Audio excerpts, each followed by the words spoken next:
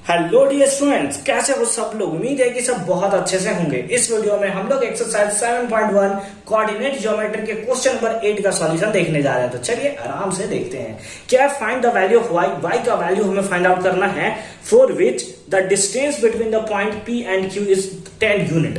P और Q के बीच का डिस्टेंस कितना है, 10 यूनिट है। तो y का वैल्यू आपको फाइंड आउट करना है। सिंपली अगर इसको आप फिगर के थ्रू समझना चाहें तो ये आपका पॉइंट है। इस पॉइंट को इसने नाम दिया है P का, इस पॉइंट को इसने नाम दिया है Q का। P है 2,-3 और Q हमें दिया हुआ है 10,y और ये जो टोटल डिस्टेंस हमें दिया हुआ है वो दिया है 10 यूनिट। कितना? 10 यूनिट। ठीक है, अच्छी बात है।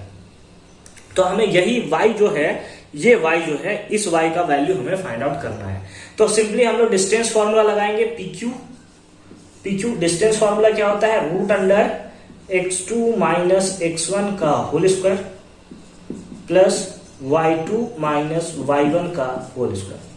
x2 माइनस x1 का whole square plus y2 minus y1 का होल स्क्वायर।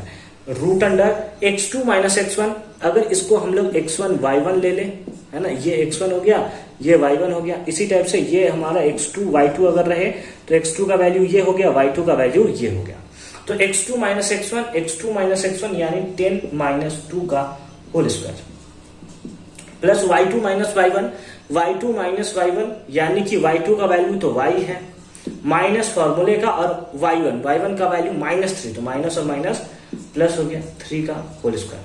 और अगर PQ डिस्टेंस देखें तो कितना है, दैट इज 10। ये स्क्वायर है, इधर आएगा, सॉरी इधर रूट है, इधर आएगा तो स्क्वायर में चेंज हो जाएगा, यानी 10 का square equals to 10 minus 2 that is 8 का स्क्वायर प्लस यहां पे अगर इसको हम लोग ब्रेक करें तो हमारा हो जाएगा a square plus b square, है ना, 3 का square that is 9 plus 2ab।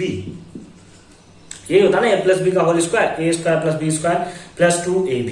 ठीक है, 10 का स्क्वायर करेंगे कितना होगा, दैट इज 100 इक्वल्स टू 8 का square that is 64 plus y square, तो y स्क्वायर हमने कर लिया। अब यहाँ पे अगर हम लोग करें तो कितना होगा, प्लस 9 है, प्लस 9 कर लिया, प्लस 3 2 6 तो 6y। ठीक है, 6y सिंपली। चलिए अच्छी बात है। ये प्लस में पहले ऐड कर लेते हैं हम लोग इसको, तो 100 इक्वल्स टू 64 और 9 कितना होता है, दैट इज 73। कितना होता है, 73 plus y square plus 6y। अब इसको हम लोग ऐसा करते हैं कि उलट देते हैं। ठीक है, इसको पकड़ के इधर लाते हैं अरेंज्ड फॉर्म में। तो सबसे पहले y स्क्वायर को इधर लाते हैं, y square plus 6y plus 73 equals to 100। देखने क्या क्या, ये वाले नंबर को डायरेक्टली इधर लिख दिया। देखिए y स्क्वायर भी है, 6y भी है, 73, बस इसी चीज को अरेंज करके लिख दिया है। इसको इधर ले गया है, अगर इसको लाते तो ये सारा टर्म माइनस में आता है, ये सारा टर्म माइनस से माइनस एक्चुअली में कट ही जाता, तो ऐसा कोई फर्क हमें नहीं पड़ता है। ठीक है, अच्छी बात है। अब यहाँ पे क्या होगा, y square plus 6y square plus 6y। अब ये प्लस में इधर आएगा तो माइनस में, तो ये दोनों माइनस हो जाएंगे तो कितना आएगा, दैट इज -27 इक्वल्स टू 0। अब यहाँ पे सर तो क्वाड्रेटिक इक्वेशन बन गया, तो क्या इसे सॉल्व करना पड़ेगा? बिल्कुल बच्चा इसे सॉल्व करना पड़ेगा। ठीक है, तो आइए सॉल्व करते हैं। 9 3 जा 27। स्प्लिट मेथड से हमने नॉर्मली किया है। अगर आप डिस्क्रिमिनेंट मेथड यूज करना चाहते हो तो उसके थ्रू भी कर सकते हो, लेकिन वो थोड़ा ना लेंथी मेथड हो जाता है। यहाँ पे a का वैल्यू आप ले लो इतना, b का वैल्यू ले लो आप इतना, और c का वैल्यू ले लो आप इतना, उससे भी निकाल सकते हो। यहाँ पे हम लोग डायरेक्ट स्प्लिट मेथड करेंगे, फर्स्ट का मल्टीप्लाई लास्ट से, तो हमारे पास आया -27, और हम लोग कर सकते हैं 9 × 3, 9 3 जा 27, 9 3 जा 27, और अगर 9 में से 3 माइनस करेंगे तो 6y आ जाएगा। ठीक है, आगे ना बात, बहुत अच्छी बात है। तो इसको लिख सकते हैं y स्क्वायर, और 6y को हम लोग लिख सकते हैं प्लस 9y माइनस 3y और -27 इक्वल्स टू 0। इन लोग दोनों का पेयर बनाते हैं, यहाँ पे ध्यान देंगे ये y लिखा हुआ है, थोड़ा y और 4 में कंफ्यूज नहीं होंगे। ठीक है, तो दोनों के पास y है, y कॉमन ले लिया, तो y प्लस 9 और माइनस। ठीक है, यहाँ पे साइन माइनस का है, माइनस ले लीजिए। 3 के टेबल में ये भी आता है, 3 के टेबल में ये भी आता है, 3 हमने ले लिया कॉमन। सिंपली क्या ले लिया, 3 कॉमन, तो 3 कॉमन ले लिया, तो यहाँ क्या बचा y, और माइनस प्लस, और 3 के टेबल में 27 दैट इज 9 इक्वल्स टू 0। दोनों नंबर इक्वल हैं क्या? बिल्कुल इक्वल हैं।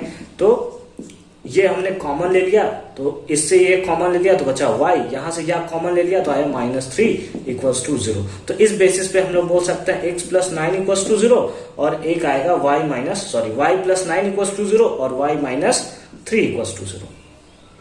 समझ में आ रही है बात? यहाँ पे हमने मिडिल टर्म स्प्लिट मेथड किया, यहाँ पे एक बार ब्रेक कर लिया, इन दोनों में से y को कॉमन ले लिया तो यहाँ बचा y प्लस 9, माइनस यहाँ था माइनस ले लिया 3 और 3 के टेबल में दोनों 3 कॉमन, तो y यहाँ से y बचा माइनस और माइनस प्लस और 3 के टेबल में 9 टाइम्स y माइनस 9 को कॉमन लिया तो y माइनस 3 इधर आया। अब दोनों को हमने सेपरेट कर लिया तो y का वैल्यू आया -9 और इधर y का वैल्यू आया कितना? +3। ठीक है। अब यहाँ पे क्योंकि हमें y के दो वैल्यू देखने को मिले हैं तो हम लोग दोनों वैल्यू को लिख देंगे आंसर के फॉर्म में कि हेंस y इक्वल्स टू -9 और एक आया है 3। -9, 3 is the right answer of this question. I hope कि ये क्वेश्चन भी आपको बहुत अच्छे तरीके से समझ में आया होगा। मिलते हैं आपसे नेक्स्ट वीडियो में क्वेश्चन नंबर 9 के सॉल्यूशन के साथ। अगर आपको किसी भी एनसीईआरटी के क्वेश्चन में प्रॉब्लम होता है तो आप हमें कमेंट सेक्शन में जरूर बताएंगे, हम उसके लिए फटाफट से वीडियो लेकर जरूर आएंगे।